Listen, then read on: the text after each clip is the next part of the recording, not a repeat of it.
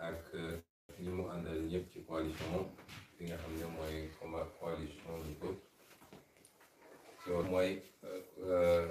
mbooloom askan wi loolu dafa tënk ci dellu si kanam di am mbégte teew fii ànd ak suñu délégation nga xam ne Moustapha Sarré mi yor école du parti ñu ngi ci Thiam ñu jiite jeunesse Ibrahima Thiam ñu jiite les jeunesses du parti Diomaye Faye mi jiite les cadres coordonnateurs avec la diaspora également ak Diouma Sow mi yor les élections Djibi Gueye Ndiaye mi yor sama protocole Babacar Ndiaye mi toftal ci moom mi Ibrahima Thiam ñu am mbégte ñëw ci doxu nemmeeku doxu cant doxu waaye it doxu waxtaan ak càmbar li ñu bokk ñun ñëpp te kenn tànnalu ko boppam waaye yàlla ñu ko tànnal kenn ku nekk ci ñun muy réew mi nee naa am nañu mbégte trop donte contexte bi ñu toll nii du contexte mbégte ndax li fi xew ñëpp xam nañ ko li ci amit ci tolof jëmale ci peuple sénégalais bi ñun ñëpp gis nañ ko muy ay bakkan yu ci rot te ñu koy jooy ba tey te gisaguñu lenn lu ñu def pour leeral mbir moomu muy kuñ ci caabi féeti gannaaw ki ci gaañu it te yenn gaañu yu métti ñi dagg nañ seen tànk ñi ñàkk nañ ci bët loolu di lu diis ci ñun di tiis gu rëy jàpp naa nekk am na ñoo xam ne yéegaluñ ko seen yaram ndax ci boobu jamono bu ñu mënee dajale ay dizaine millions pour dem taxawal ay meetingu dànkaafu mooy ñoom yéegaluñu loolu seen yaram waaye ñun naqar goo ngi mu ngi ci ñun ñu koy dund waaye loolu teewul ñu am bànneexit wala mbégte ci teew fii ndax dañoo ñëw fekk si suñuy frère ak suñuy sœur dañoo ñëw fekk si suñuy wëllëre dañoo ñëw fekk si ay nitu gor ay nitu ngor ay nitu dëgg ay nitu fit ay nit yoo xam ne Sénégal lañ jiital ci leneen lu dul Sénégal te loolu nag dafa méngoog ñun suñuy gëm-gëm ak lan moo ñu tax a xeex ñu ñëw nag ci cadre dox yi ñuy dox fan yëpp tànk yi ñuy dox tànk fan yëpp jublu ci ñi nga xam ne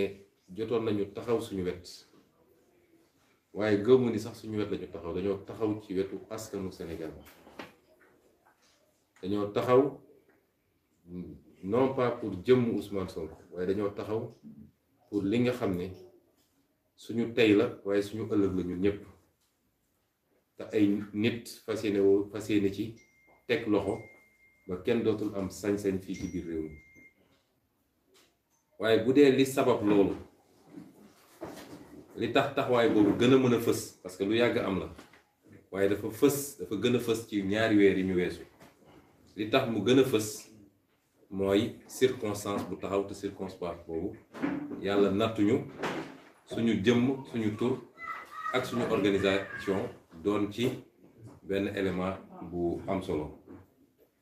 moo tax ñu ne léegi damay faral di wax ni ku def li mu war a def ngir réewam ngir askanam matul ñu koy sant parce que kooku dafa defal boppam dafa defal doomam dafa defal sëtam dafa jaamu yàlla waaye lu ñëpp war a taxawee bu ci tumuraanke amee ba ñenn taxaw ko ñooñu dañ leen di jaajëfal muy benn donte ci lii sax gis nañ ni am na ñu ko gënoon a yëkkati am na ñu ko gënoon a téye waaye ñëpp taxaw nañ ci ñaareel bi mooy it te nañ koy defee ci anam bi parce que jaajëfal bi war naa doon lu mën a soññ keneen ak keneen ba ëllëg mu xam ni àdduna du rek lu may def wala lii ma war a def lan laa ci am man sama bopp waaye léeg-léeg nga jóg def ngir yàlla kese nga jóg def parce que réew mi la kon loolu tax ñu ne dinañ ñëw ne leen jërëjëf parce que Sénégal yépp a gis seen taxawaay ñépp nag mouvement bi defe naa mouvement bi organisation yi ci bokk yépp kenn mënul natable kenn mënul douter ci seen engagement ci xeex bi nga xam ne c'était pour la démocratie sénégalaise, c'est pour nos droits et nos libertés. ba taxit li tubaab naan vous avez payé un lourd tribut mooy am na lu ngeen ci daj loo xam ne ba léegi ñu ngi koy dund ndax tey jii defe naa bokk nañu bokk ci seen coalition bi caabi féetewul na leen gannaaw ba tey lañ leen di déglu muy Amadou Clédor Sène muy Assane Diouf muy sax Ousmane Tounkara parce que maa ngi gis fii 1 million marche nga xam ne xeex bi moo ko andi lii ko dal te ñu defoon ko Assane Diouf ba tey fee ci États-Unis teg nañ ko loxo ñu koy massaw di massaw ay jegeñaaleem di massaw ay mbokkam te di leen wax nag ni ñu amee solidarité ci xeex bi ci lépp lu ñu doon dee noonu la ñu amee solidarité ci li leen dal nii dafa fekk suñu pexe eggul États-Unis waaye noonu lañ ko amee ak ñoom kon ñu gis nag ni non seulement taxawaay bi rafet na jëmbal ngeen dignité ngor fit fulla ak bëgg sa réew ci seen taxawaay yow mi nga xam ne tey yaa leen toogal keroog maa ngi tooñ naan man léegi Ousmane Sonko Mbodj laa tudd ndax ñaari Mbodjeen di sama avocat sama yaay sama xarit bi Aïda Mbodj ak yow mii Dame Mbodj te defe naa seen taxawaay leeral na lu bëri ci Sénégalais yi lu ëpp sax gëm naa ñi ma bokkal parti ci seen taxawaay te boobu jamono defe naa suñu gisee tey su dul ñetteel bi ñeenteel bi la ndax miinantewuñu musuñoo toog waxtaan musuñoo tëju ci néeg musuñoo nas ma ak yow lenn kon loolu dafay firndeel Sénégalais yi ni duggoo ci woon pour parparloo wala parce que dafa am loo seq ak Ousmane Sonko déedéet danga cee dugg par conviction donc ñu lay gërëm di ñaan yàlla moom mi am fay mu fay la noonu nga ci taxawaay nee naa ñi bokk ci mouvement bi yépp ñoom Abdou Karim Gueye gis nañ liñ ci daj yow sax def naa jot ngaa mos benn 48 heures waaw mais waaye bu ñu nee élèves yi léegi di génn ca lañu gaaw ne kii suñ ko jàppee musiba am waaye ñoom Abdou Karim nitu dëgg gis nañ liñ ci daj donte léeg-léeg wér-gu-yaram ñàkk wala yu demee noonu ñu jël ci ay risques yoo xam ne macha allah ak keneen ñoo xam ne bokk nañ fii ci seen mouvement bi waa Petro-Tim lañu liggéey ci mbir mi ci communication keneen ak keneen mënuma lim ñëpp kon nañ daam ñu ngi leen di gërëm di leen wax ni nag lii dafa wane ni contrairement à ce que ñi doon wax ba ñenn ci ñun sax daan nañu à des moments parce que nit ku nekk dafa am li tubaab wax des hauts et des bas mais léeg-léeg nga dem sonn ci xeex bi sonn ci xeex bi ba du ma ne du doute mais c'est des moments de baisse da nga naan est-ce que askan wi sax jar na di est-ce que askan wi parce que ñu ngi wax ñu ngi dénoncer ñu ngi wane li xew andi ay preuves yépp mais askan wi du yëngu mais lii dafa wane ndekete luy askan ci àdduna du ma ne ñoo sut askan ñëpp de waaye kenn sutuñu fii Sénégal askan wu màgg la ñu am askan wu digne askan wu gëm ay principe ak ay valeurs te loolu kenn ku ne ci ñun dafa juddoog loolu parce que dama naan les valeurs amul fu ñu ko théoriser plus que le Sénégal ñun ñëpp bi ñu nekkee xale ba léegi dañu naan jom fulla kersa kóllëre fit et cetera c'est rare nga gis feneen ci àdduna lu ñuy répéter les vertus et les bonnes valeurs ba tax lii leer ba leer mooy on a un très grand peuple mu des nag on n'a pas de très grands dirigeants loolu mooy problème Sénégal suñu peuple dafa jiitu fuuf dirigeants yi waaye dafa jiitu fuuf sa classe politique suñu peuple dafa raw sa classe politique ndaw ñii di rey seen bopp génn xeex nee naa la am na démb ñu ngi ma envoyé photo koo xam mooy fi ma bëgg a dem Fadia 10 ans la am ñu ngi ko doon bal ci bët bi ci ñu rey ki ci gën a néew at 12 ans la am kon ndaw ñooñu di jóg mu jaral leen ñu génn xeex ba ci ndaw ñi di jël gaal di dem ci géej gi ñooñu dañoo am fulla dañoo bañ gàcce ñooñu ku leen jàppale ñu dem ku leen jàppale ñu tabax réew mi ci kaw nag ñu am ay dirigeants yoo xam ne ay patriotes la ñu gëm seen réew alalu réew mi ñu teeku ci réew mi delloo ko ci askan wi guerre jeex fi détourné xaalisu réew mi jeex fi ñu tollale Sénégalais jox leen les mêmes chances ku ko def ci diir bu gàtt ñu defar réew mi mais am ay dirigeants yoo xam ne bis bu ne nga signé loo xam ne bitim réew bu ci amee ci téeméer bi bitim réew bu Sénégal bu ci amee ñaar fukk bitim réew am fi juróom-ñetti fukk loolu ba kañ alal réew mi yëpp ñu génne ko ci réew mi la ca des di rosit ñoom ñu séddoo ko entre ñoom yor seeni xaalis bu dul jeex koo ci gis tey ay immeuble la yor rag la ay parti mu kat-katam gis nga dem rek ba ñuy dem naan na ngay dem meeting gis nga dafa xew kon loolu mooy problème mu Sénégal te gëm naa ni ñun ñëpp am nañu yëg-yëg bi kon la ñuy xeex du pour tel parti politique wala tel homme politique wax naa ko barki dem ci Thierno Bocoum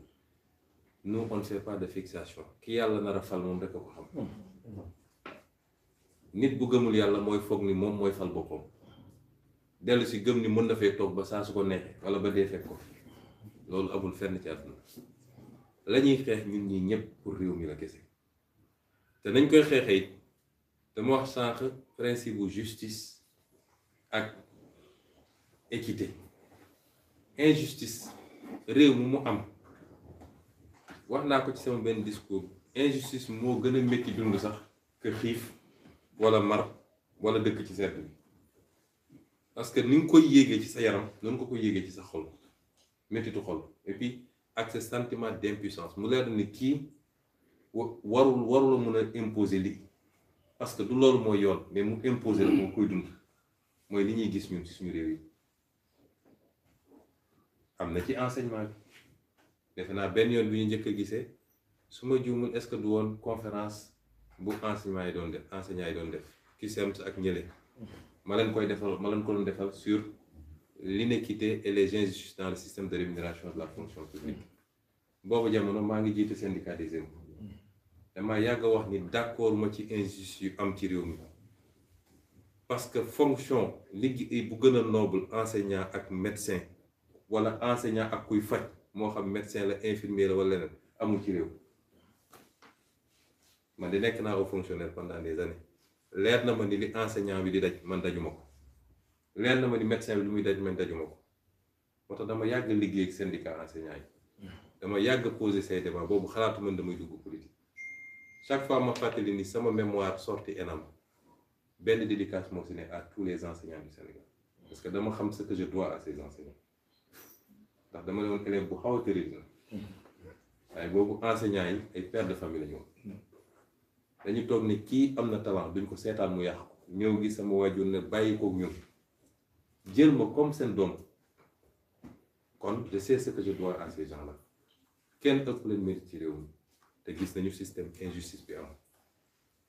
barki démb rek gis ngeen ñu signé décret jox ay nit ay avantages yoo xam ne enseignants yi suñu laajee 10 000 francs ñu ne leen du fi amee parce que da ngeen bëri donc day masse budgétaire bi day yokk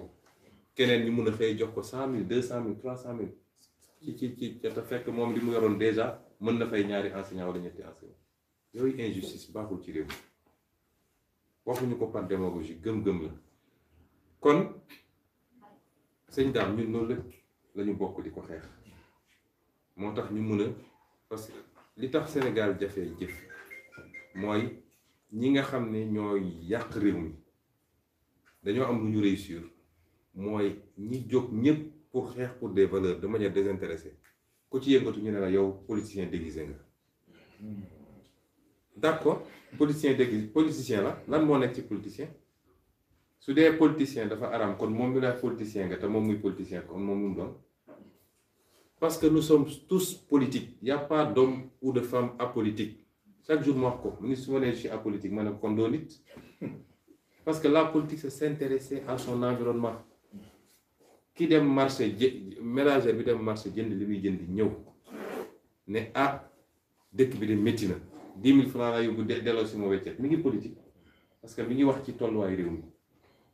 on peut ne pas être partisan non partisan moo am mais apolitique amul nous sommes tous politiques l'être humain est fondamentalement politique parce qu'il s'intéresse à son environnement la politique c'est gérer les choses de la cité kon yooyu mooy yi ñuy utiliser pour complexer nit ñi yow daal politicien déguisé nga yaa tey moom mii politicien affiché na dem nit mun na ne bokkuma ci parti bi bokkuma ci parti bi bokkuma ci benn parti waaye je suis politique parce que je m'intéresse à ma cité te ni ma nekkee politique nag ku am les mêmes valeurs et qui défend les mêmes principes que moi quelle que soit la forme d'organisation bi mu jël war naa mun a am fu may dajeeg moom bu ko jaree ñu wax ci réew mi bu loolu jeexee nag kenn ku ne am na indépendance am ci moom ni mu organiser wu moo tax il faut ñu décomplexer ce débat là parce que ñoom loolu la ñuy réussir ba kenn ku ne danaan man de du ma jege Sonko parce que su ma demee dañ naan politique man de du ma jege Dame parce que dañ naan maa nekk ci gannaaw activiste yi ça il faut que mu jeex tey il n'y a qu'une seule préoccupation qui doit nous animer c'est le Sénégal encore le Sénégal et toujours le Sénégal kon ci cadre boobu ñun ñëpp war nañu am yitte ni kenn waratul mun a nangu réew mi ñu bokk mu am kenn koo xam ne am nga un pouvoir de vie et de mort sur tout le monde c'est inacceptable nous avons tous entendu aujourd'hui un ambassadeur d'un pays un ex-ambassadeur d'un pays qui donne son avis son opinion en soi ça pose problème parce qu'un ambassadeur du Sénégal ou un ex-ambassadeur du Sénégal n'ose pas aller se prononcer sur la politique intérieure française. Mais c'est ici, on invite même des ambassadeurs dans des émissions du dimanche pour qu'ils se prononcent sur des procédures judiciaires en cours au Sénégal. Un ambassadeur qui le ferait au Sénégal, en France, il ne fera pas une heure de plus en France. C'est inadmissible. Mais en soi, que cet ambassadeur se prononce, c'est une chose, mais qu'il puisse dire il sera difficile de faire disparaître Sonko. Disparaître. C'est un lapsus révélateur. Et il n'invente rien. Parce qu'en Afrique, on a l'habitude de faire disparaître des opposants. Il ne l'aurait jamais dit en France. Qu'ils disent que ça va être difficile de faire disparaître Sarkozy. Qu'on le comprenne au premier degré, c'est-à-dire une disparition physique, ça pose problème. Mais on l'a vu en Afrique et on l'a revu. Au second degré, une disparition organisée, beaucoup plus pernicieuse en instrumentalisant l'appareil judiciaire, etc., etc., ça pose toujours problème. Ça veut dire que nous n'avons pas des États démocratiques. On ne nous prend même pas au sérieux. C'est-à-dire, de l'extérieur, les gens considèrent qu'un président africain peut à tout moment effacer un opposant de la surface de la terre s'il le veut. Mais ils n'inventent pas. C'est parce que ça existe. On l'a vu et revu et ça pose problème. Et ça n'est plus acceptable au Sénégal et en Afrique. Ça, c'est fini. Loolu nag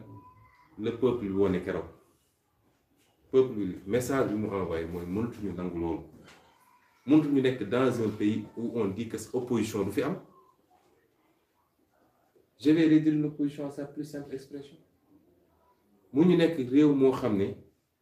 tous les moyens de l'État sont utilisés, orientés pour abattre des gens qui n'ont aucun autre tort si ce n'est de dire je ne suis pas d'accord. Ça Sénégalais yi bëggatuñ ko mënuñu nekk dans un pays boo xam ne benn nit mooy toog ne élection bii di ñëw diw ak diw ak diw ñooy dem élection diw ak diw duñ dem élection. Au nom de quoi? Donc ce message il est fort. Je crois que nous avons tous perçu. Au-delà, le message du peuple mooy doyal nañu ci benn xeetu politique ak politicien bi moo tax ñun ñii ñëpp toutes les forces vives de la nation nous devons nous donner la main. Il est impératif de sauver ce pays. Impératif de sauver ce pays. ñuy gërëm au passage ñi nga xam ne suñuy kilifa diine am na rôle bu extraordinaire buñ ci joué ba tey ñu am dal bi donte la ca ñeneen war a def defuñu ko ci ndax soo seetee fan yii yëpp ay discours ay wax la yoo xam ne waxu taal fitna la li ma wax nag xaju balcon li mbir mi tàngee ñoom ñépp ne woon ne mes kenn waxul léegi am nañu fit nag génn wër télé ak rajo yi naan dañuy menacer à gauche à droite waaye ñu dellu gërëm suñu kilifa diine yooyu te di leen feddali ñun de suñu war la ñu waxanteeg ñoom dinañ ko doxal ba mu mat sëkk parce que ñun jàmm lañu bëgg jàmm la ñuy dox songuñu kenn dañ ñoo songu ñu défendre songuñu kenn créé luñu kenn la ñu wax ci réew mi dañ naan lii ànduñu ci lii ànduñu ci te teg ko ci xam-xam ak ay preuve yoo xam ne kenn mënu ko fee dindi waaye bu nit jógee nag jël ay matuwaayam ne tey ma faagagal ñi dañ jël suñu matuwaay pour défendre ba ñu défendroo ba affaire bi am fu mu egg ba askan wi génn nee naa Ousmane Sonko taxul ñu génn wala su ci amee lu tuuti la ci waaye li ñu gisoon ci gannaaw moo tax ñu génn ba askan wi génnee ba wone ni doole gi askan rek a ko yor li tubaab naan la souveraineté appartient au peuple boobu la ñu ne nañu yemale mbir mi fii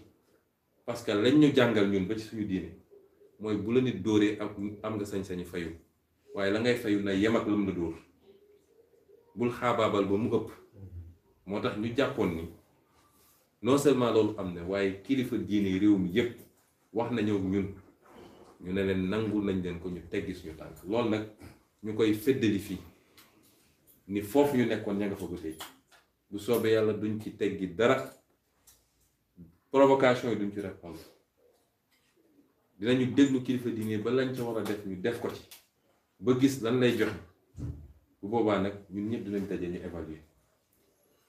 kon askan wi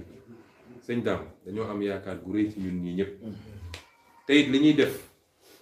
nañu góorgóorlu ba bu mu doon mbirum nit parce que bokk na di yàq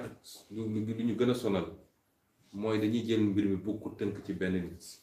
nit boobu bis buñ ko galgalee mu am jafe-jafe rek mbër ma taxaw na doon mbirum xalaat ak projet bu ñu bokk tant que ñi ngi bokk mënuñu d'accord ci lépp nag àdduna moom loolu amul mais su dee les fondamentaux essentiels bi bokk nañ ci gis-gis nañu teg suñuy personne fële les égos yooyu yëpp nañ ko teg fële ñu ne lii baax na pour Sénégal nañu xalaat nu ñuy fexe ba lii ñu appliqué ko biir réew mi kon loolu mooy ci gàtt li ñu bëggoon wax di wax tamit nii lii fi am yëpp bokk na ci jàngat yu ñu jàngat ñu koy waxaat ak seenu Sénégal mooy ñii fi ne de man gëm naa ni baaxuñu sax ci kër waxuma laa pour set ci Sénégal ñun àdduna du dox ba ñu ne ñu ngi liggéey ak ñoom ñu nga bokk ak ñoom ay gouvernement wala ñu ngi dajeek ñoom ci ay dossier parce que koo xam ne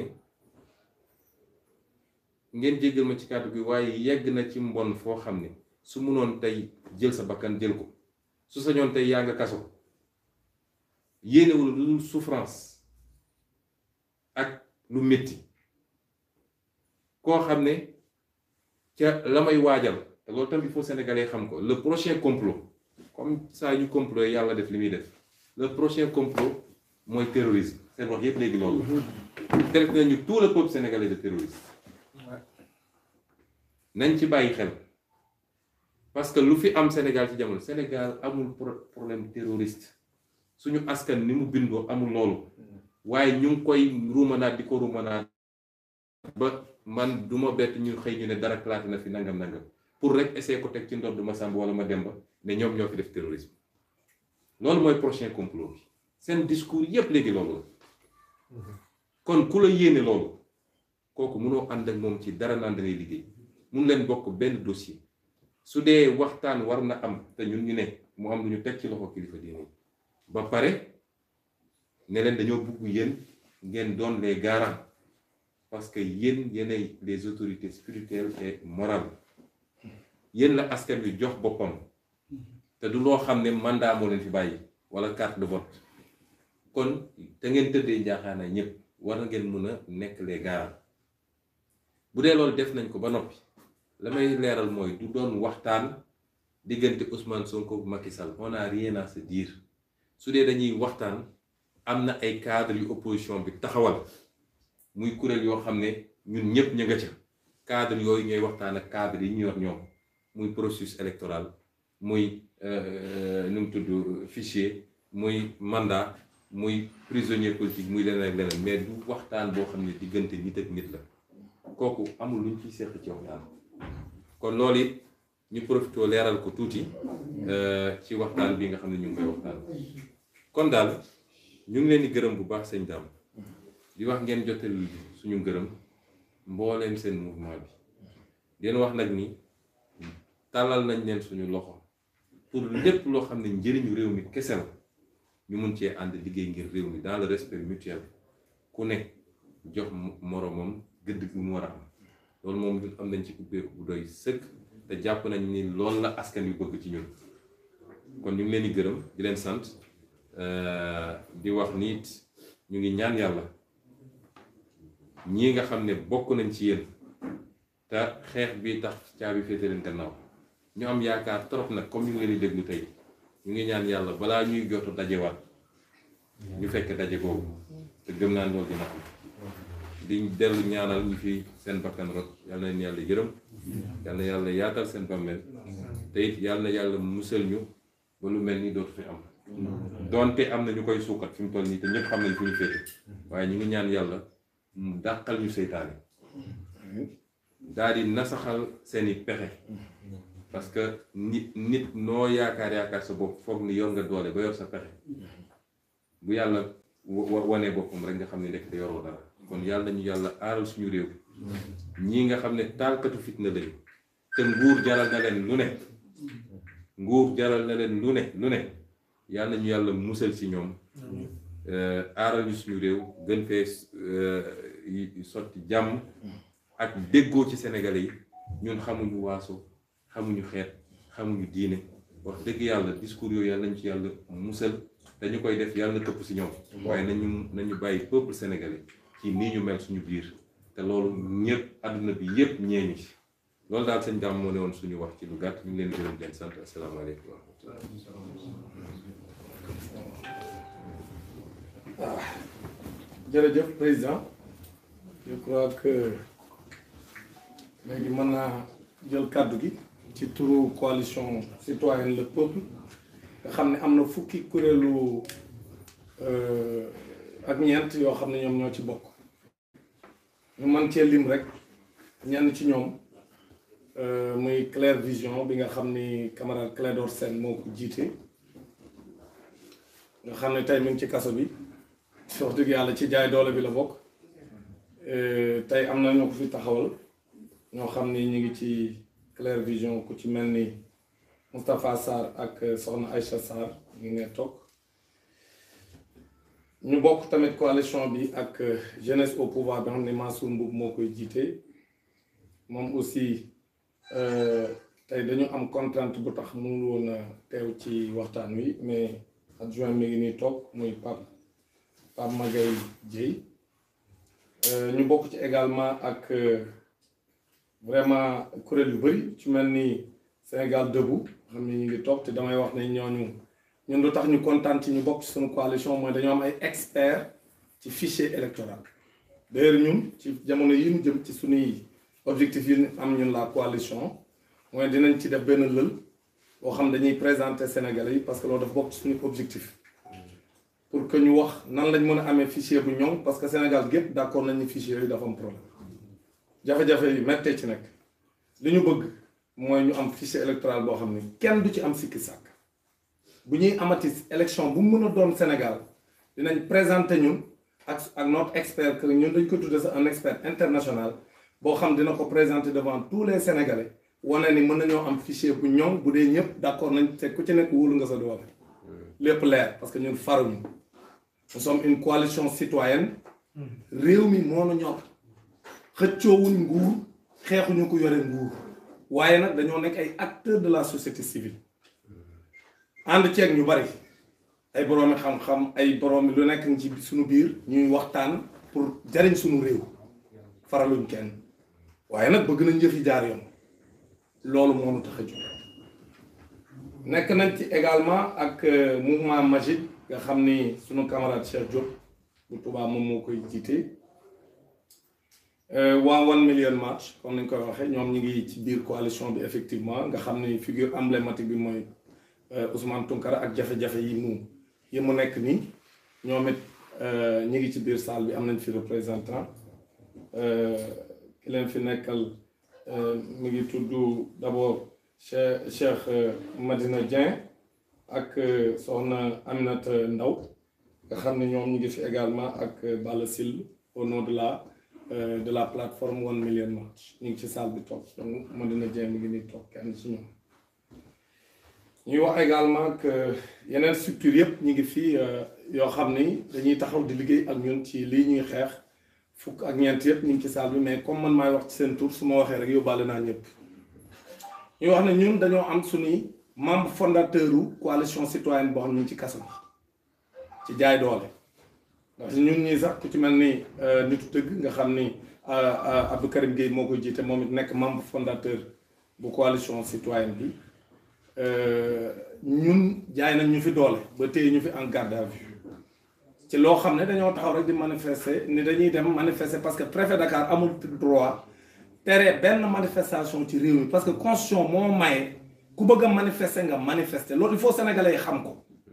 ñun demande wu ñu tere ñun dañ koo yëgal mooy déclaration de manifestation lañ def dem yëgal ko muy jaay doole comme ni ma ko waxee nekk ci mbedd Ndakaar yi di lambar loolu mooy dëgg mais bu ñu waxalee yàlla amul droit tere parce que constitution moo nu may ñun dañ koy yëgal rôle préfet Dakar du nekk ci mbedd yi di def maintien de l'ordre loolu jàng ko fenn loolu du rôlam moom rôlam mooy ni force de sécurité lii laa décidé ñoom ñu dogal lam décidé bu dee dafa bëgg ñu encadrer benn manifestation dem encadrer ko bu dee dañ leen bu mu fi amee te loolu du woon yoon mu am ci suñu réew parce que suñu constitution moo nu ko may mais même fekkente ne du yoon sax même buy jalgati sax da leen a war a dem leen jalgati ji waaye moom day toog bureau parce que buñ teree nit ñi ñu manifester loolu jalgati yoonu réew mi la kenn amu ci droit kon nag ñoom ñooñu nga xam ne suñ ñaari camarade la muy une personnalité indépendante muy Assane Diouf nga xam dafa ñëw bi ñu créé coalition mu ñëw fekk suñu réunion ni moom bokk na ci en tant que personnalité indépendante mi ngi ci kaso bi ci jaay doole moom Assane Diouf beneen bi mooy le camarade Clédor Sène mi ngi ci kaso bi ci jaay doole moom it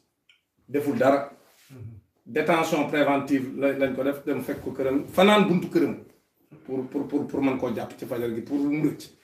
ku toog sa kër di nelaw ñu ñëw jël si la ciy caaxaan donc loolu lañ def Assane Diouf loolu lañ def Guy Marius Sagna te kenn mënta nangu loolu ci réew mi muy continuer dëgg mooy tax Sénégal dem ca kanam ñun nag li tax ñu teg suñu coalition bi ginnaaw bi ma leeralee moom président Ousmane leeral na ko man leeral naa ko bokkuma Pastef yoruma carte Pastef xawma siège Pastef fu mu nekk mosuma dem bureau mosul ñëw sama bureau c'est important ñu leeral loolu benn yoon lañ mos a toog boo xam dañoo waxtaan c'était presque 5 ans ci ginnaaw man ak moom ak El Malick ñu toog waxtaan entre ay jeunes yoo xam ni seen réew soxal na leen ca la waxe moom ne mi ngi doog a jot récépissé parti ñu waxtaan fa sax ba ma gis ni ñun ñaar ñoo bokk génnandoo université Gaston Berger démb la ma am ku ne ma pourtant nekkandoo ngeen fa au moins une année maa ko jiitu nag maay magam mais mu ne ma au moins defandoo ngeen fa une année académique à l'université Gaston Berger mais boobu maa moom xamantewuñ université bi ñuy toog man ak moom di waxtaan it dañ doon waxtaan ci mbirum réew mi ca la ma annoncé sax livre am bi mu njëkk a bind ne ma dootul yàgg dina génn xam naa sax boo moytuwul fa lañ may dàq ndeke duñ ko dàq ca loolu ci leneen lañ koy dàq jaay ko doole ci loo xam ne li mu doon wax Sénégal yëpp gis ko ni site boo mënoon dem ci gouvernement bi da nga fay gis li mu doon dénoncé amul dara lu mu inventé ñu tuumaal ko ni ko yow da ngay génn ay secret yoo xam ni sa profession ko amee alors que de loolu man mii mënoon naa ko def su fekkoon dem naa ci surtout gouvernement bi rek gëstu ko parce que ma nga foofu lépp lu ñu vérifier la ñun parce que ñun du ñu jaay kenn président Ousmane Sonko su nekkoon ci lu dëgg man dàmbul ci ñi ma xam nañ du ma ànd ci lu dëgg lii ñuy def it defuñu ko pour di ko jàppale mais danoo jàppale dëgg dëgg gi nag féeteeg moom lii rek la ñun jàppale wuñ ko en tant que moom Ousmane Sonko mais danoo jàppale dëgg ñun la coalition citoyenne le peuple danoo xool ne lii nu ko teg ci jaay doole la ñu jàppale dëgg leeral nag lu ci ne parce que lu ci ne ci ñun luñ ci wax dañ koo tegal ay firnde yu leer nañ ni liy complot bu leer nañ la léegi nag loolu la ñuy yaakaar ñun dañuy jàppale président Ousmane Sonko alors que ñun jàppale wuñ ko ñun dañoo jàppale dëgg rek dëgg nag wax dëgg yàlla bu xësee jib képp ku mu arrangé wul da ngay xoolaat sa bopp xam ne yow yaa newul ci dëgg parce que dëgg rek mooy mujj te ku gis mbir mi ni muy demee lépp luñ ci yëkkati rek da ngay gis ni gaañu daanu nañ même ki ci nday mbill gi nga xam moom moo indi coow li yëpp moom ci boppam nee na lam doon tuumaale tege na ko nee moo ko wax ñëpp yi dégg ci discours am ni pare na ci waaye na nekk ci complot bi moom it ñu koy wax looloo xam pour yàq deru nit ñi il faut qu'on soit sérieux loolu moo tax ñuy leer ni encore une fois man comme ni mu ko waxee jour boobu ñu toogoon il y a 5 ans ou 6 ans ñuy waxtaan ci mbirum réew mi muy jore ay projet am ni teg na partenaire am na récépissé muy extra loolu la boobu lañ mos a daje beneen bi mooy biñ ko jaayee doole à la fonction publique dem dàq ko dàq boom dara jaaru ci yoon dara jaaru ci yoon dul jaay doole man nag en tant que syndicaliste du ma gis ñuy dàq liggéeykat boom dañ koo jaay doole ma ñëw du ma taxaw ci wetam keroog jour boobu laa mos a demaat ci activité bu Pastef def dem ci hôtel Feto lañ ko doon defee ma ñëw taxaw def sama déclaration wax ne jaay doole la nañ ko dàq dara jaaru ci yoon beneen ba mooy bi ñu xalif général des Mourides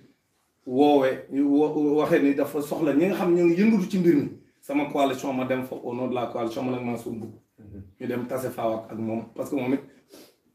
bokk na ci ñi nga xam moom lañ convié woon ak ci réunion boobu mooy le vendredi il y a 10 jours donc ci réunion boobu la ñu émissaire xalif bi sëñ Bass Mbacké Porokhane wax ni xalif général des Mourides nee na ngeen teg lépp ci suuf ñu wis ci ndox mu sedd parce que loolu moo gën ci Sénégal moo gën ci réew mi ñaan na leen ko nag may leen ko su ngeen ko mayee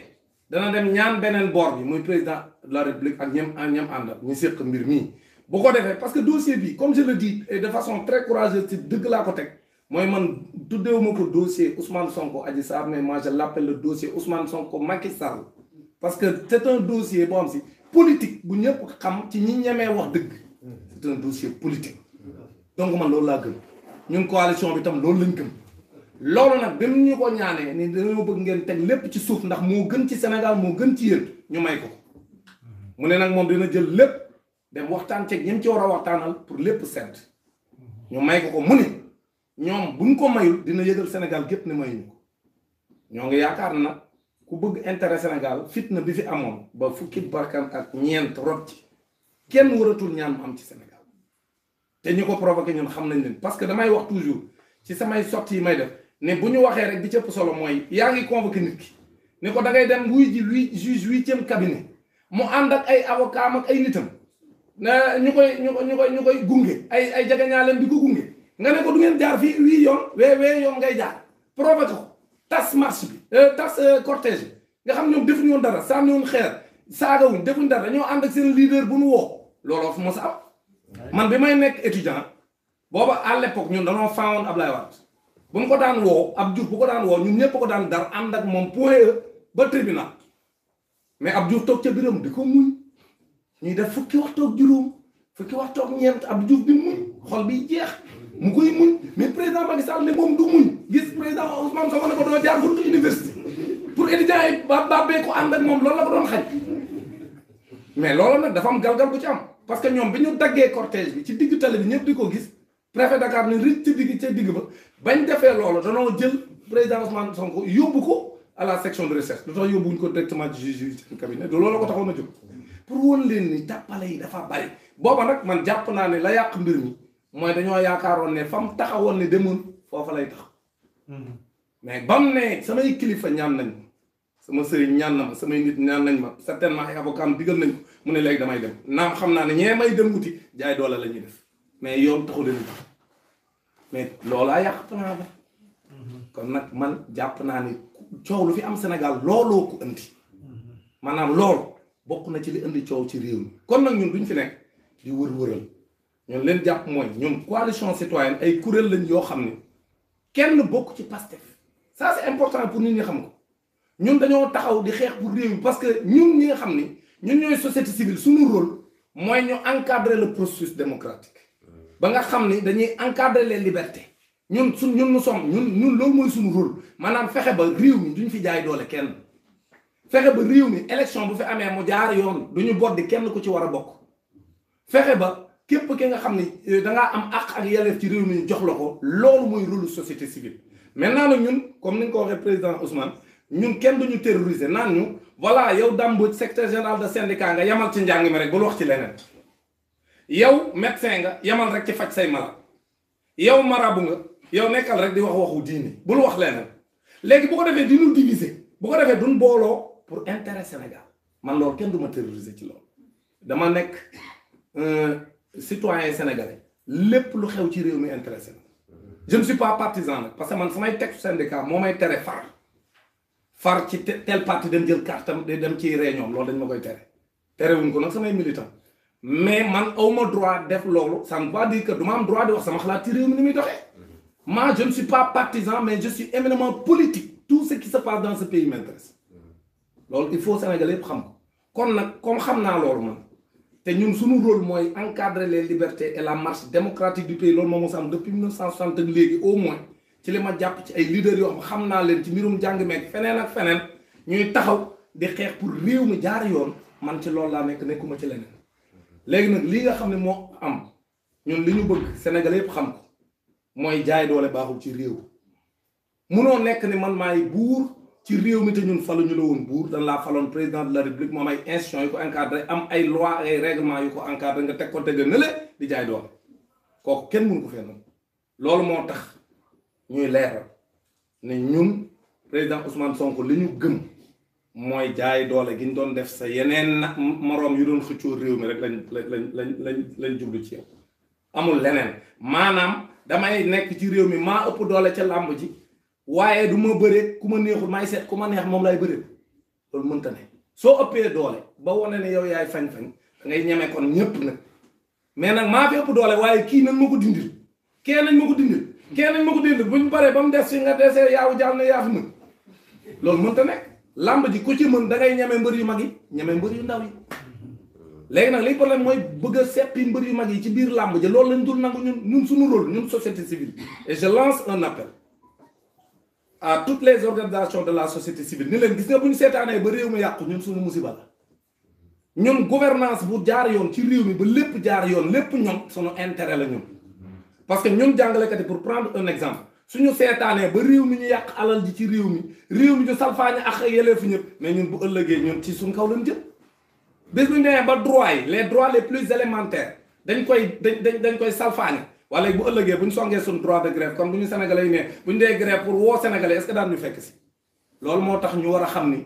réew mi ku fi nekk amul dara loo xam dafay nekk te sa yoon nekku ci bu réew mi yàqoo ñun jàngalekat yi bu ëllëgee ñun ñoo ci njëkk a pâtir moo tax ñun dañoo war a fexe ba réew mi jaar yoon c'est la même chose ak médecins yi c'est la même chose ak tous les corps de métier ñu taxaw jaarale mbir mi yoon man barki démb rek recevoir naa les artisans yi nga xam si dañu des 4 régions Diourbel Kaolack Kaffrine ak Fatick ñu ñëw seet si ma pour di ma exposer li nga xam ni moom le ministre de l'artisanat wax ci loo xam bokkul dara ak li am dara amu ci loolu dinaa def sax d'ailleurs ay sorties pour leeral ko sénégalais yi que li ñuy wax ci parce que ñoom dañ ne li ñuy dégg Dame Diop di ko ak le ministre de l'artisanat ñu ni li ñuy wax ñoom ñaar ñëpp dara dëppoo ci ak li nga xam mooy dëgg ñu ne ñoom financement yi ñu wax amu ci benn boo xam ne respecté nañ ko li ñu lim ci ay milliards sénégalais yi ñu ngi leen koy wax ñoom artisans yi ñoo ko wax du samay wax ñu ne lim yin fi limagun yëpp amu ci benn ba ci bu mujj bi Covid bi 2 milliards yin lim ak 5 milliards muy 7 milliards ñu ne amul benn artisan bu ñu ko jox luñ lim la sénégalais yi di ko dégg mais bu ñu demee ñoom seen biir ñu daal jël xaalis seen biir nekk ci lu leen neex loolu nag moo dal ci kaw président de la république moo tax jeunes yëpp génn ci manifestation yi comme ni ko ñëpp gisee certes l'élément déclencheur a été l'injustice bi ñu teg président Ousmane Sonko loolu mooy dëgg aussi. injustice bi ñu teg président Ousmane Sonko moo déclenché crise bi mais dafa fekkoon sénégalais yi guuxal ko lu bari loo xam ne neexu leen ay jeunes yoo xam ne ñu ngi fii ñu war leen orienté à l'université orienté wuñu leen wala ñu dem université xàmmeetuñ lan mooy première année deuxième année troisième année yoo xam nga ne ñun suñuy année da doon leer octobre nga ñëw inscrire bu juin jotee nga def say examen dem ñibbi sa kër lépp leer léegi nag année yi dañoo chevauché wu ba kenn xamul fan la année académique bi di démarrer ak fu mu jeexee boo jëlee tamit artisans yi nee naa la léegi ne li ñu leen dig lépp ci lu ñu leen waroon a financer dara amu ci ay milliards lu ñu lim rek 30 milliards te ñoom amul benn artisan bu ñu financé loolu tamit mënta jur ci am bu ñu jëlee également yeneen secteur boo ci mën a jël da ngay gis jaay doole bu metti léegi nag loolu tax xale yi génn parce que xale yi nag gis nañ ni dem di mbëkki dootul solution bi solution bi mooy taxaw fii ci Sénégal xeex pour régler le problème du Sénégal parce que dem mbëkki régler le problème au Sénégal donc vraiment ñuy leeral daal ne ñun kontaan nañ ci li nga ñëw président Ousmane man dama ne woon sama gars yi la coalition ñun soxla wuñ sax recevoir président Ousmane Sonko parce que ñuy def defaluñ ko suñu bopp lañ koy defal parce que réew mi ñoo ko bokk ñun ñëpp ku ci nekk nag ak boor bi nga ci féete mais ñun ñëpp ñoo bokk réew mi kon nag ñun comme leer nañu ñun ni li ñuy def nii Sénégal dong moo tax ñu koy def dëgg rekk tax ñu koy def leneen taxul leneen lal ko parce que ñuy ruube mais président Macky Sall mais ñun société civile bu ñu daan xeex naan non au tripatouillage de la constitution donc ma nga fa woon à l'époque en 2010 2011 lu tax booba néew ñu génn leen ci yéen société civile ñun ñoo créé woon le casque CUSEMS à l'époque avant ñuy am ay problèmes suñu biir on avait créé le cadre de concertation de la société civile boole ko ànd ci ak ay politiciens ñuy taxaw di nas di nocc ba 2011 ba ni ñuy demee à la place lu ñun ñëpp di àndandoo ñun société civile ak ñoom te président Macky Sall ma nga foon yenn saa yi sax mer gàddoom la doon ëndaale waaw léegi lu fi soppeeku ba léegi ñun ñu bëgguñ cee génn te booba lu ñu doon wax mooy président Abdoulaye amul droit def ticket amul droit laal constitution mais ñun ca lañ nekkoon rek lañ nekk am ku ne ma yow rek dàmbooj li ngay def nii da ngaa bëgg bu Ousmane Sonko jëlee réew mi nga dem ànd ak moom xoolal waxi ruube yooyu ñun Macky Sall bi mu jëlee réew mi est-ce que dem naa ca moom il faut que les gens soient sérieux man nag kenn du ma terroriser ñun li ñu gëm muy réew mi kenn moomu ko dañoo war a jaarale mbir mi yoon kon nag ñun leen jàpp mooy lan doon def en 2011 ba 23 juin le 22 juin man ñii dàmbooj bokk naa ñe doon Cheikh Tidiane Dièye mii tey moo yore woon liste ba di joxe parole Cheikh Tidiane Dièye moo yore woon liste ba di joxe parole man ñu inscrire woon na ba avant ñu yegg ci man ca la xeexee démarré waaye Y'en a marre dugg ci salle bi ni ñu nañ leen génn xeex ak Abdoulaye ci place de l'indépendance parce que looluy solution bi salle bi taj ñun ñu nekk ci place de l'indépendance loolu moo doon la veille du 23 juin ñu ngi woon ci salle Daniel Brottier maa nga fa woon te amul benn rencontre buñ mos a def wala xeex buñ mos a def ci mbirum constitution boo xam taxawu ma fekkee ko waaw kon nag léegi ñoom lu fi soppee ko ñu nekk ñun ca salle ba lañ digg woon ca foofu yëpp dara lañ ci deful te ñoom ñoo yore nguur gi lañ waxoon te woon ak ñun société civile dara lañ ci deful léegi nag ba noppi tey société civile taxawaat ñun non yéen vous êtes des politiciens encagoulés léegi génn leen seen yoon nekku ci mais suñu yoon ngi ci biir parce que ñun suñu intérêt mooy réew mi nekk ci yoon jaar yoon lépp jaar yoon ci loolu lañ nekk te mosuñ cee jóg ba le 23 juin ñu xeex ba tey jii réew mi soppeeku te moom président Macky Sall bis bi ñu ko Macky Sall di jaay doole man damay jàpp ni fa laay daanele moom day fàttali ko fal sénégalais bëggul injustice aujourd'hui soo xoolee l'élan populaire bi ànd ak président Ousmane Sonko c'est parce que dañu sénégalais ñoo gëm dañ ko jaay doole sénégalais bëggul kuy néewal nit doole te sénégalais yëpp la leer gis nga la justice est rendue au nom du peuple justice c'est rendu au nom du peuple président Ousmane le peuple t'a déjà blanchi c'est ça la vérité loolu mooy dëgg la justice est rendue au nom du peuple ku ko wet journaliste yi may dégg mën nañoo def seen ñu ngi koy def sax seeni micro trottoir laaj sénégalais yi ñu ne lii gëmuñ ci dara gëm nañ ni ab politicien buy jaay doole moroom politicien la waaw loolu mooy dëgg kon nag comme sénégalais yi ñoom moom réew mi te sénégalais yi ci boppam ñoom ñëpp d'ici et d'ailleurs de la diaspora ñoom ñëpp ñoo gëm ni jaay doole bi dafa war a dakk te lii jaay doole dong ak bëgg a faagaagal koo xam ne yaakaar nga ni dalaa nar a wuutu waaw léegi kon kay mbir mi leer na kenn mënu fee wax leneen dul lii maintenant nag comme ni ma koy wax dangaa daanu ba jël bi leer nañ nga koy jéem a rafetal mais da ngay mujj ne la ñaar rek daanu ba ne la ñaar xam nga loolay problème bi léegi nag ñun buñ sañoon du fa àgg parce que comme chefs religieux yi ñaan nañu ñu teg lépp ci suuf suñ sañoon lépp daañ ko teg ci suuf ñu xam ne Sénégal lii fi jaar coup politique yàgg na am maanaam mbëkkante ci politique yàgg na am Sénégal depuis 1962 damay rappeler toujours l'événement de Senghor Mamadou Dia ku ne gis na li fi xewoon Senghor taxaw ni Mamadou Dia da ko bëgg a coup d'état tuumaal ko coup d'état daa dem tëj ko kaso jaay ko doole te ñëpp xam nañ ni France moo lënkaloo ak Senghor ñu coup d'état Mamadou Dia par rapport ak projet bi mu doon porté et le président Ousmane Sonko ku gis keroog xale yi li ñuy wax xam nga ñu bëri ñu ngi dégg extra xale yi bi ñuy manifester koo ci déglu li muy wax danaan le président Ousmane Sonko symbolise l'espoir le président Ousmane Sonko symbolise l'espoir projet bi muy porté moo tax xale yi topp ci ginnaaw du jëmmu Ousmane Sonko moo leen intéressé mais li Ousmane Sonko di incarné li mu teg ci table ji ni bu ñëwee moom la bëgg a soppi réew mi looloo tax nit ñi am yaakaar ci moom te réew nag yaakaar dong la nag nit ñi dañuy am ci yow yaakaar léegi nag yaakaar googu fekkente ni moo gën ci Sénégal yàlla na ko Sénégal dund ñun loolu lañ gëm parce que réew mi ñun ñëpp ñoo ko bokk léegi nag ñun dañuy sàkku ci président de la République ak justice am bii que nañ libéré sunu gars yi ñu téye ci kaso bi franchement loolu dafa war arrêté ñu ngi exiger leur libération ñu libéré ñi nga xam ñoo ci gën a fës du ñoom kese mais ñi ci gën a fës mooy le camarade Clédor Sène le camarade Guy Marius Sagna ak le camarade Assane Diouf ñu boole ci Abbas ak Birame Souleye nga xam ne ñoom ñëpp ay kilifa lañ yoo xam defuñu dara loolu mooy dëgg détention préventive moo war a jeex Sénégal loolu c'est inacceptable en 2021 que ñuy nekk toujours dans des détentions préventives donc loolu mënul nekk donc loolu ñu ngi koy demander ci bu ñu bëggee jàmm ñu libéré leen nu mu gën a gaawee ñun nag comme kilifa diine ñoo na ñaan may nañ leen ñu ngi toog leen déglu mais bëgg nañ ñu génn beneen bi mooy lii ñuy ruumandaat ci Ousmane Tounkara démb ñun coalition bi def nañ une déclaration envoyé nañ ko les autorités américaines dinañ on a demandé à ce que ñu déposer une demande d'audience auprès de l'ambassadeur des États-Unis au Sénégal pour ñu dem tamit jébbal ko suñu bataaxal pour wax ko ne ko Ousmane Tounkara mënuñoo gëmloo communauté internationale que c'est un terroriste Ousmane Tounkara n'est pas un terroriste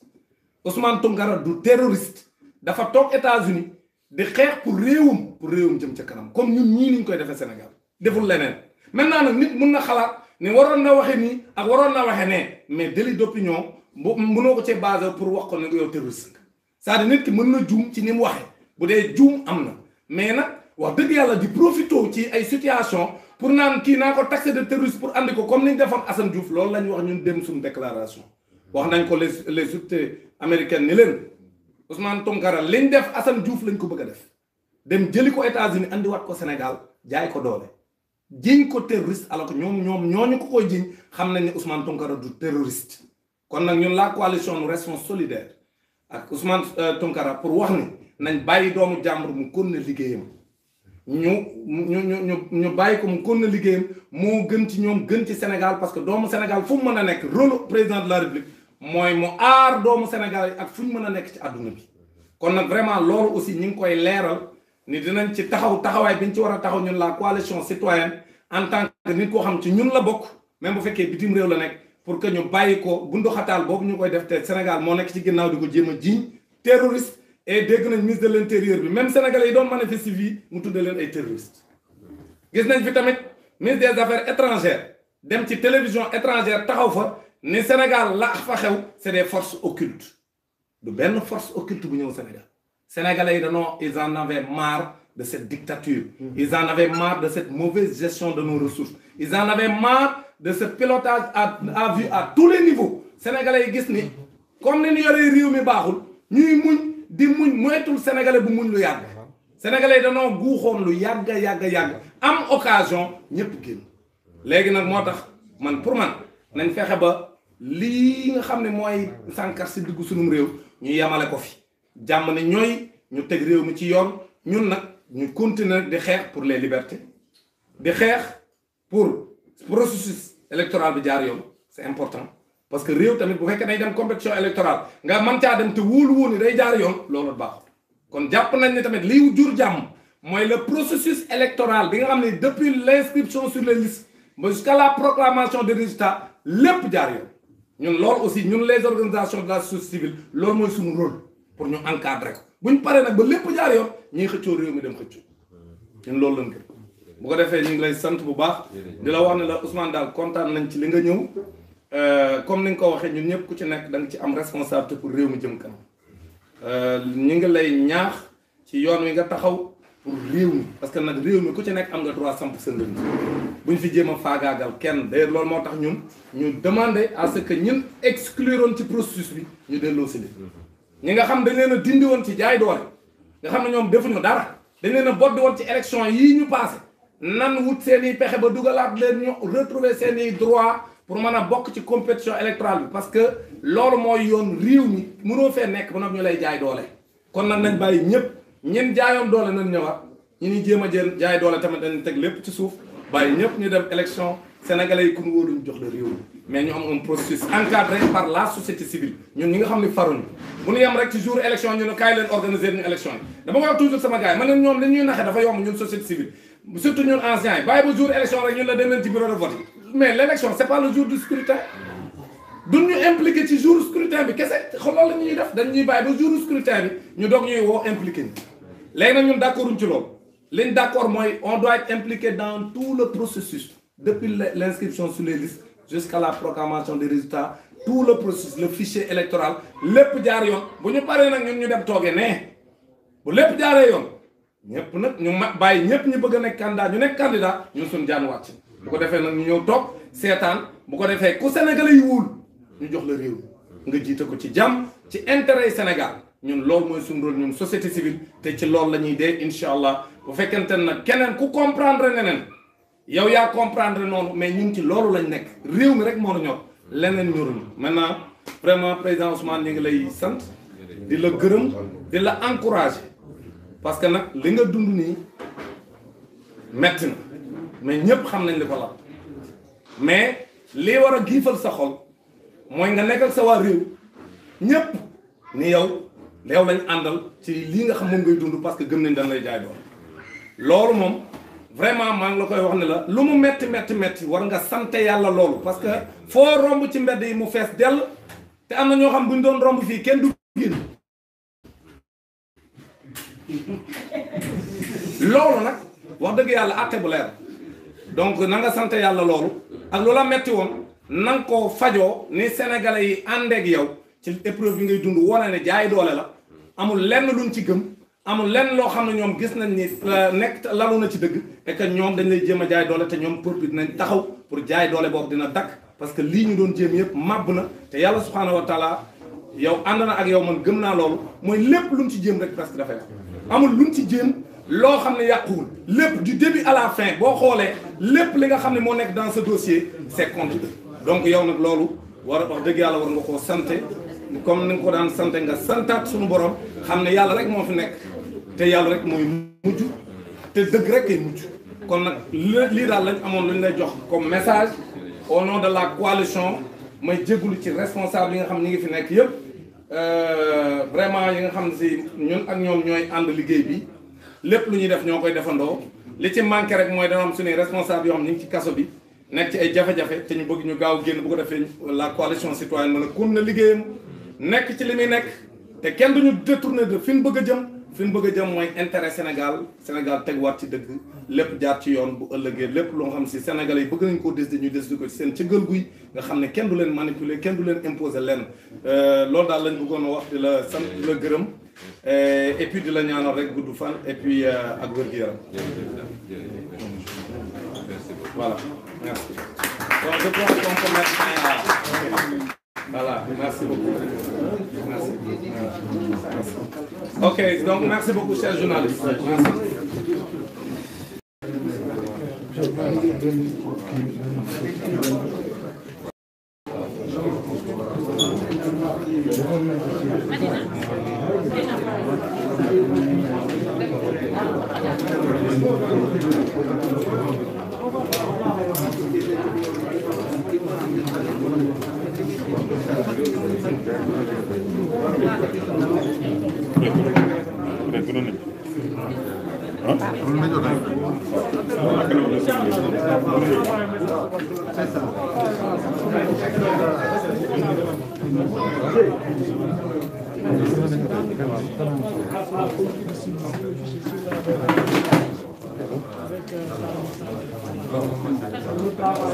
gis ngeen internet yi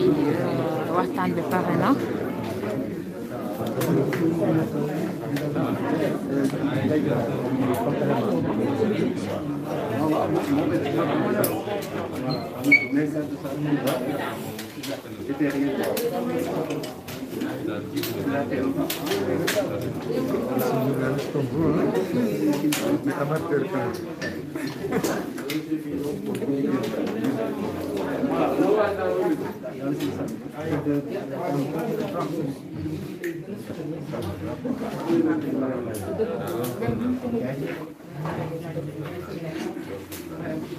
Ça va bien, Non, non, on va pas laisser.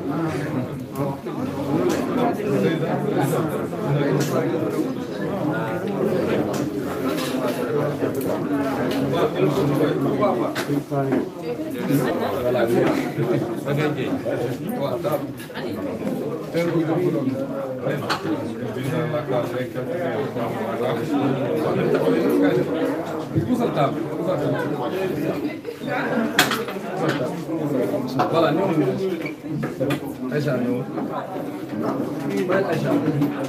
gis ngeen internet yi waxtaan bi pare na gis ngeen ki nga xamante ni moom moo di Ousmane Sonko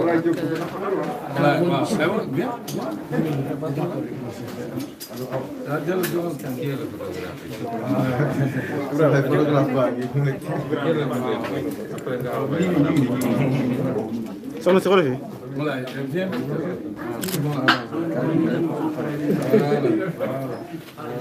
xool arrière. xool leen fii. instant bi nii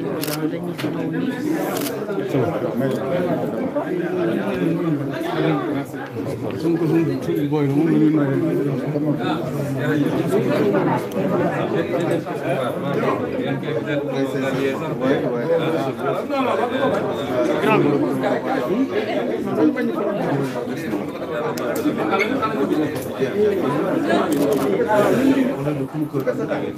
non, mais gis ngeen instant bi nii dafa am di ñëw pour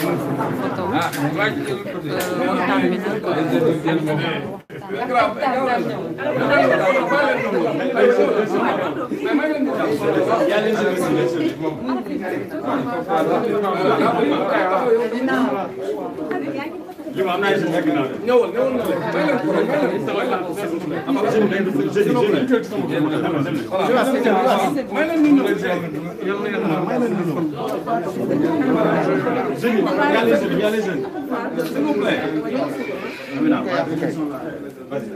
grand sa tànk mooy jël micro bi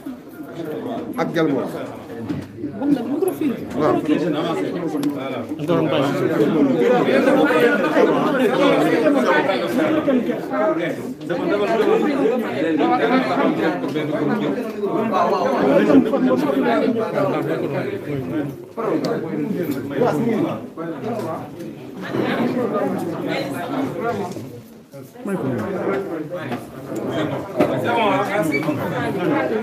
ngeen waxtaan bi pare na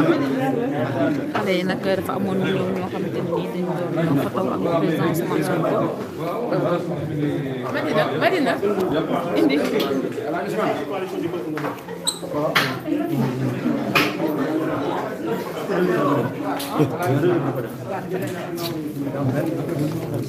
waxtaan bi pare na président Ousmane Sonko nag mu ngi dem ñibbi donc ñu koy gunge nii.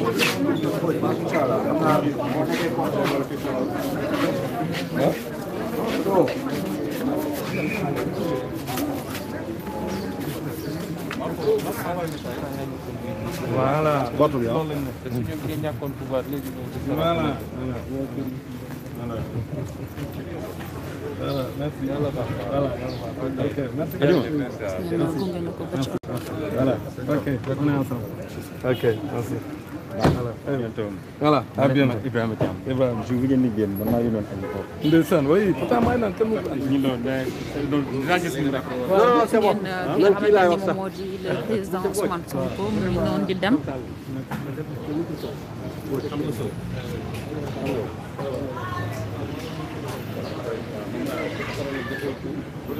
gis ngeen waxtaan bi nga xamante ni nii le président Ousmane Sonko daal di woon na koy amal ak Dame Mbodj waxtaan bi nag nekkoon na waxtaan boo xamante ni nii neexoon na lool kii di le président Ousmane Sonko wax na jox ki nga xamante ni moo di Dame Mbodj gis ngeen Dame Mbodj nag kàddu yi nga xamante ni nii daal na koy yëkkati moom nag lu mu xam le mooy moom lépp loo xamante ni nii daal dina xew ci réewam rek soxal na ko.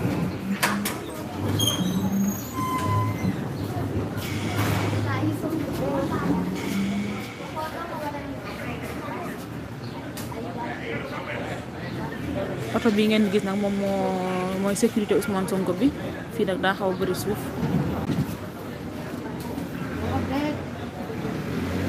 gis ngeen internetu Feeling Dakar lii lañ leen andiloon tey jii ci Ouest Foire kii di le président Ousmane Sonko nag ñëwoon seet si ki nga xamante ni moom moo di Dame Mbodj nag ñu gis ko mu am taxawaay bu am solo boo xamante ni daan na koy taxawee ba mbir mi xewee internet yi gis ngeen tey aw ma woon sax temps pour lire quelques commentaires waaye nag